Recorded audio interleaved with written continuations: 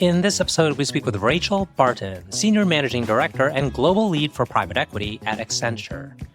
Rachel works across the deal lifecycle, advising private equity firms and portfolio company executives on technology diligence, value creation, and complex transformation initiatives. With more than 20 years of experience at the intersection of business and technology, Rachel focuses on revenue growth, operating models, and AI-driven strategies that support investment outcomes. She has spent nearly 2 decades at Accenture in progressively senior leadership roles, working with private equity clients across industries. Rachel was recognized by the Consulting Report as a top 25 private equity consultant and leader in 2024 and 2025. Accenture is a global professional services company operating in more than 120 countries, combining technology capabilities with industry expertise to support clients across sectors. I'm your host, RJ Lumba. We hope you enjoy the show. If you like the episode, click to follow. RJ Lumba is the Executive Chairman of Market Insight Media and Managing Partner of GrowthCap. He is the host of Top Consultant, a podcast featuring today's best consultants who advise and provide services to corporations, governments, nonprofits, and other organizations. Executives and key decision makers tune in to Top Consultant to identify the most knowledgeable and experienced consultants for their most important projects. Rachel, wonderful to see you. Thanks for taking the time. Lovely to see you as well. Where I thought we could kick off is to share with the audience your role today and what it encompasses as global lead in private equity for Accenture. Well, Accenture is a large organization. We're over 800,000 people, and I look after our private equity business, which essentially means that we help private equity firms all across the deal lifecycle, from diligence to diagnose to deal making, and then, of course, delivery of value creation plans all the way through into exit. I work across all markets, all territories, and we serve around 200 private equity firms globally. That's quite a broad mandate. And on the surface, you cover a lot of ground and there's a lot to know and be on top of. How do you kind of manage to provide the appropriate coverage and services to those 200 private equity firms? I imagine you have quite a deep bench of talent there. We do. And while we serve 200, there are a subset of those that we would class as global priority firms. We have sponsors from those private equity firms. We've got global leaders that are in place to make sure that the white glove treatment, the speed, the quality, the sense of urgency that PE firms often operate under is there, and we're able to deliver those services. And then, of course, there is a large network of talent across Accenture in every corner of the world in over 40 industries that we mobilize to be able to support the needs of those private equity firms. And typically when we're engaging with the PE firm directly, the things that they will want to talk to us about are connected with the technology heritage that we have as a global business. So pre-deal, that might be technology diligence, definitely more than it would be legal diligence, given we're not a law firm. In value creation, often the value revolves around key events like carve-outs, divestitures, IPOs that are hugely transformative, and also of the underpinning technology that would reside on the value creation plans that investment theses are formed. I imagine that there is probably a difference in the way private equity firms are approaching artificial intelligence versus the hype in the media. Meaning, folks that are truly thinking earnestly about their portfolio companies are probably more balanced and methodical on how they view artificial intelligence. Can you give us some insight maybe on the mindset of private equity and AI? That is a great question, because I think we've all seen examples that we can look back at in our careers where being able to separate relevance from noise has been A, important, and B, taken different amounts of time for perhaps different organizations.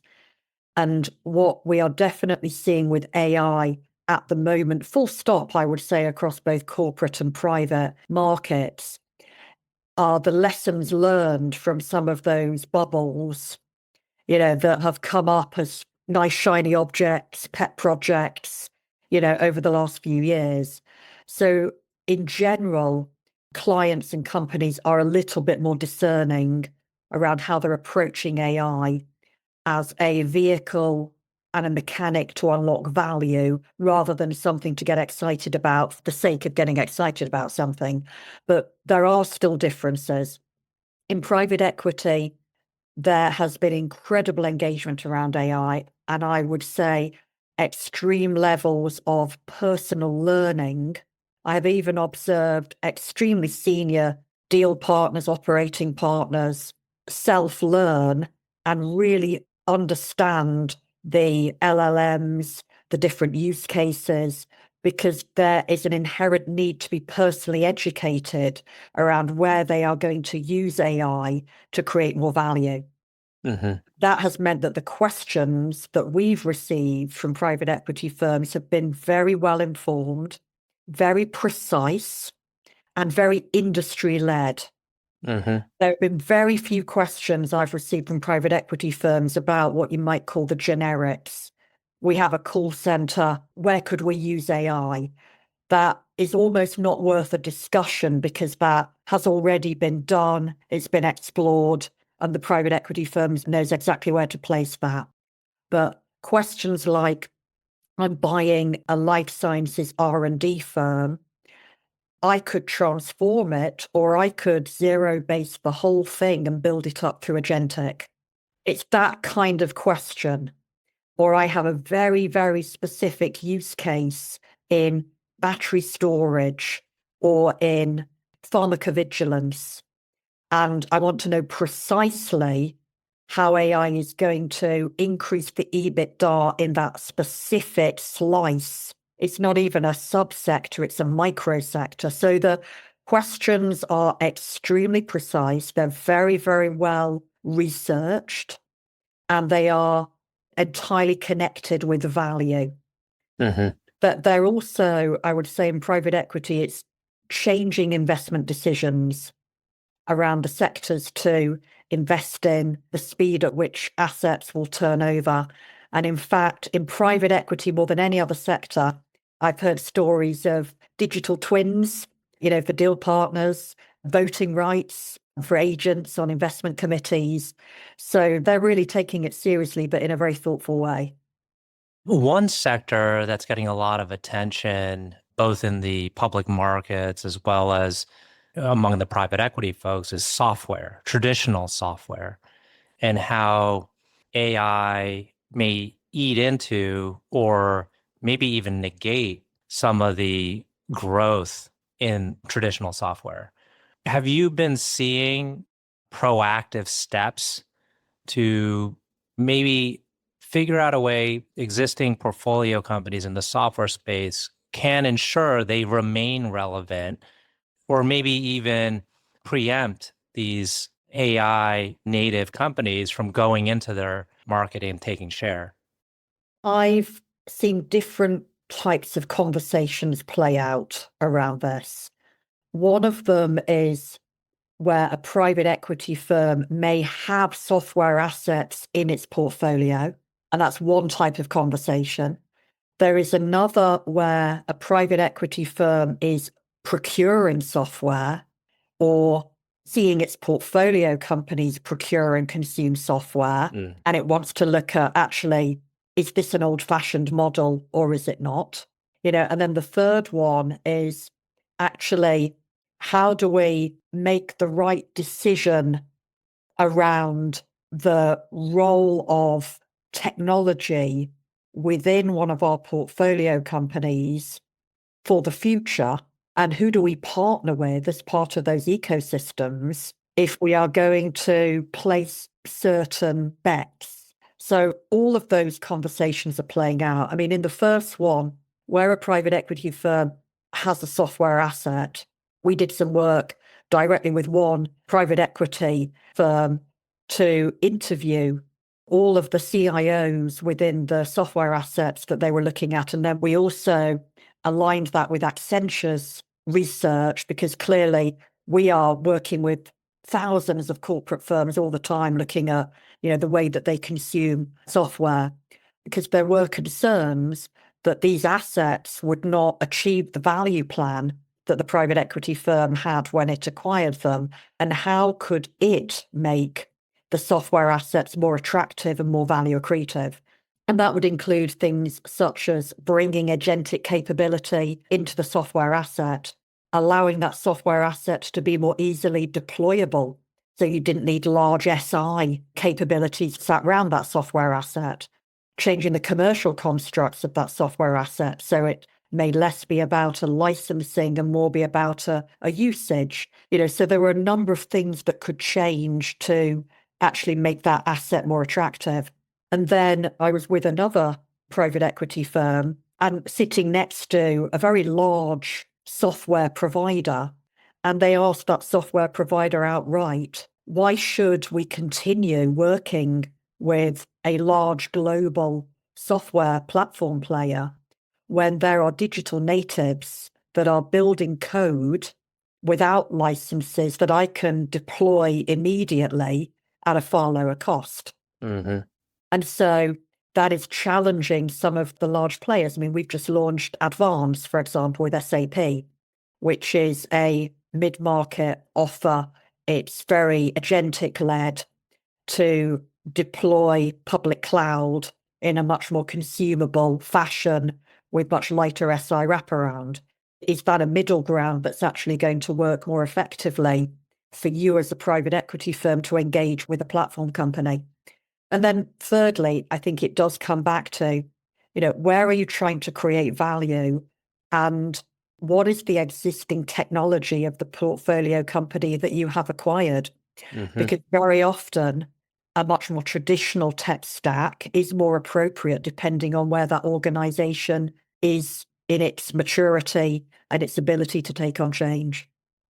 Switching gears, I'd like to talk about your background. You've been at Accenture for nearly 2 decades, and with increasing responsibility. I mean, I think you've had leadership roles there for quite some time. But if you could tell us maybe even before then, and then talk a little bit about your journey within Accenture.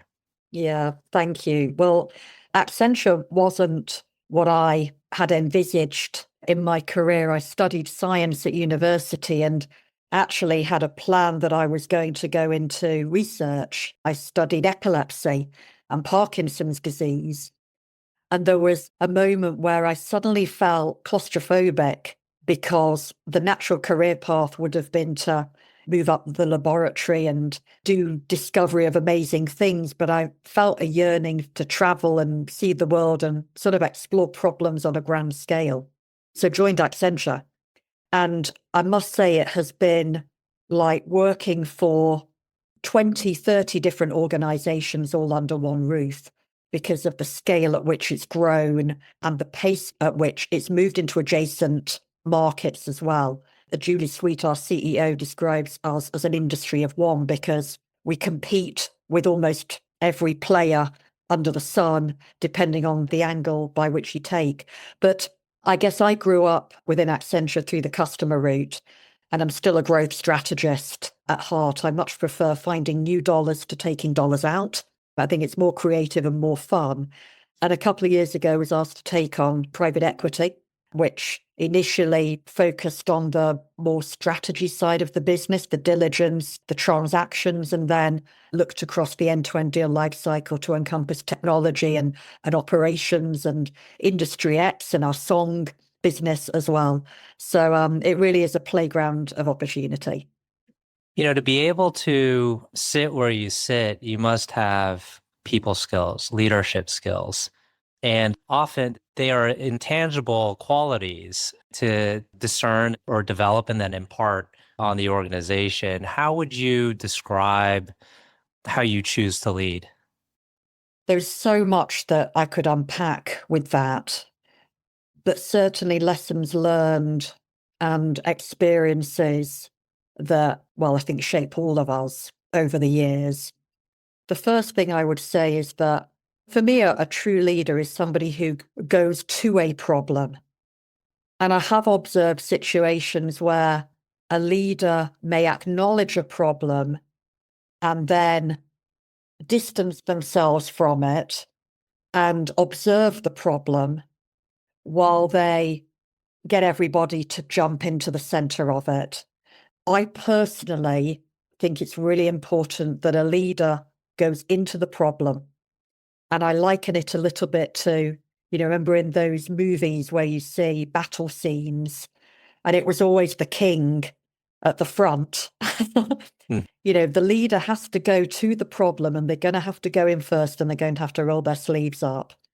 And leaders that are unable to get into the weeds and understand a business and how it truly works and what the people on the ground are truly, really doing is not really a relevant leader in today's world. Mm-hmm. That sitting behind a desk or running something from an Excel spreadsheet, I don't think that has a place in today's dynamic. So that's the first thing I would say. I think the second one is, in a world of data, instinct gets forgotten.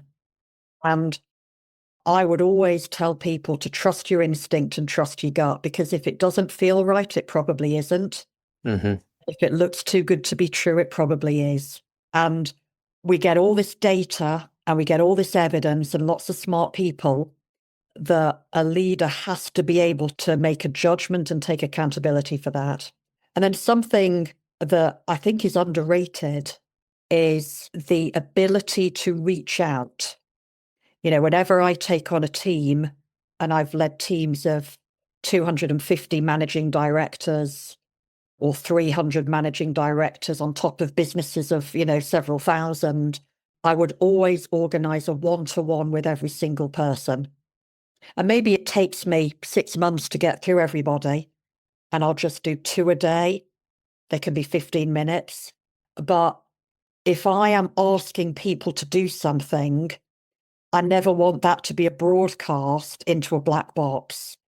I want people to see me looking into their eyes, knowing that they have spoken to me and that I have explained why I want to do something, and I'm asking them on a human level to get behind me and do it. And I'm able to paint a picture of what that future could look like that is compelling enough that I know there are enough people who are going to be able to lean in with me. But being able to connect with people on a human level and listen, pay forward, and explain how what they're doing fits into this grand plan, it's really important if you want to build fellowship. Mm-hmm. So there are probably 3 things that I would think about. Those are incredible insights. We're coming up on the tail end, and I have 2 final questions. But before I ask those final 2 questions, you had mentioned how Accenture almost competes with everyone in some form or fashion. How would you differentiate what Accenture provides? And, given that this is very different, maybe depending on the particular case or situation, are there maybe 1 or 2 things you could say about Accenture where it's truly differentiated from others in the market? We're truly global, and we are, in fact, a single global legal entity. So the ability for me to have leverage in Japan or Australia or Brazil or Poland or Germany is, I think, unparalleled versus anybody really that is providing services to a private equity firm who may be acquiring, merging, divesting, bolting on things from every industry in every corner of the world. So the fact that we're truly global is absolutely a differentiator.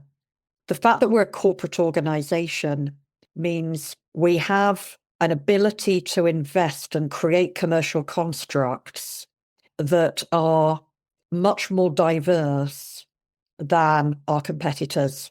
whether that is putting skin in the game, building a joint venture, investing in something, deferring payments. There are all manner of commercial constructs that we're able to pull together that are very, very different to a firm that has a shorter cash position and also is bound by different legal jurisdictions and so on and so forth. And then for me, as I described, technology is at our core, but we are not a product business. We productize our services, but we are inherently in the cutting edge space of technology. We launched a satellite into space, a couple of weeks ago. We've formed partnerships with NVIDIA and OpenSpace and all of these organizations. And given the role that technology is playing for all organizations, it's very hard to develop a strategy that's viable now without an inherent, not just understanding of technology, but understanding of how to actually make it happen. And I think that combination of those three things makes us extremely differentiated. Last two questions. One is, can you tell us about a person who has had a profound influence on you? Well, it's always going to be my kids. Mm-hmm. When I was nervous before a presentation, I talked to my children. My daughter was 15 at the time. I think my son was 10. And my daughter said, "Mum, it will be absolutely fine because the only thing you need to do is wear a fancy dress." And my son said, "And take chocolate for everybody."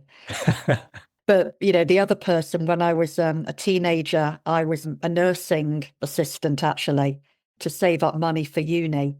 And there was a lady that I was employed to provide private care to. And she said, "Rachel, go to London. The streets are paved with gold." Mm-hmm. So she remains very, very dear in my heart. Excellent. Last question. Can you tell us about a charity, cause, or other endeavor that you're passionate about? So one of the things I don't understand on a fundamental level is why cruelty exists. I understand why illnesses exist because things might go wrong in our body. And that is part of the hidden depths of what we learn and discover. But cruelty is a choice. And if tomorrow we wanted to stop war, stop cruelty to children, stop cruelty to animals, we could do it as a personal choice. So I've always struggled to understand that. And that is something that I'm very passionate about, to find ways to convince humans to stop being cruel. Therefore, I support those charities and causes. Well, Rachel, I want to thank you again for taking the time. It's been a great conversation. Thank you so much.